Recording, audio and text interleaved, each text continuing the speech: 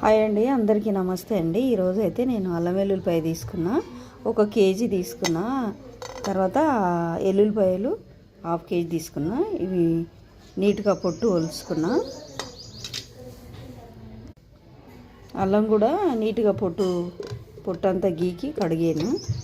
ఈ అల్లం వెల్లుల్లిపాయ ఇప్పుడైతే నేను రోట్లో దంచుతున్నా. ఎందుకంటే రోట్లో దంచితే చాలా టేస్ట్గా ఉంటుంది, అందుకని రోట్లో దంచుతున్నా. మీకు కూడా ఓపిక ఉంటే రోట్లో దంచుకోండి, చాలా బాగుంటుంది. అప్పుడు మేము చిన్నప్పుడు మా అమ్మమ్మలు మా నాయనమ్మలు రోట్లోనే దంచేవాళ్ళు. ఫస్ట్ అల్లం దంచుకోవాలి. అల్లం దంచుతున్నా ఎందుకంటే ఎల్లిపాయలు దంచితే జిగురు ఉంటుంది కాబట్టి అది మెదగదు, అందుకని ఫస్ట్ అల్లం దంచుకోవాలి. ఇప్పుడు కొంచెం దొడ్డు వేసుకోవాలి. 1 స్పూన్ దొడ్డు వేసుకొని దంచుకోవాలి. ఎందుకంటే నీళ్ళు ఊరకుండా మంచిగా మెదుగుతుంది కాబట్టి దంచుకోవాలి. ఉప్పు వేస్తే బాగుంటుంది. ఇప్పుడు ఎల్లిపాయలు దంచుకోవాలి. ఎల్లిపాయలు వేస్తున్నా, కొన్ని వేసుకొని దంచుకోవాలి.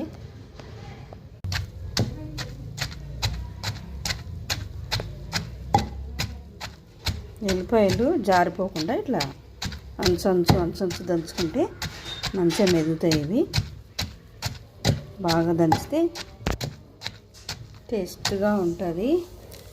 ఇప్పుడు కొంచెం ఉప్పు వేసుకోవాలి, దొడ్డు వేసుకోవాలి.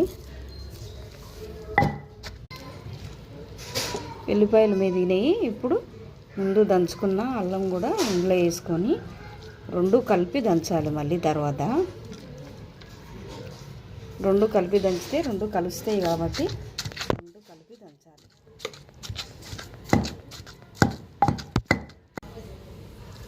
అయిపోయింది, మొత్తం దంచేసాను. ఇట్లా 2 కలిపి దంచితే బాగుంటుంది. ఒక్కొక్క వాయి దంచుకొని మళ్ళీ తర్వాత మొత్తం ఒక దగ్గర వేసి పసుపు వేసి దంచుకోవాలి. తీసేస్తున్నా.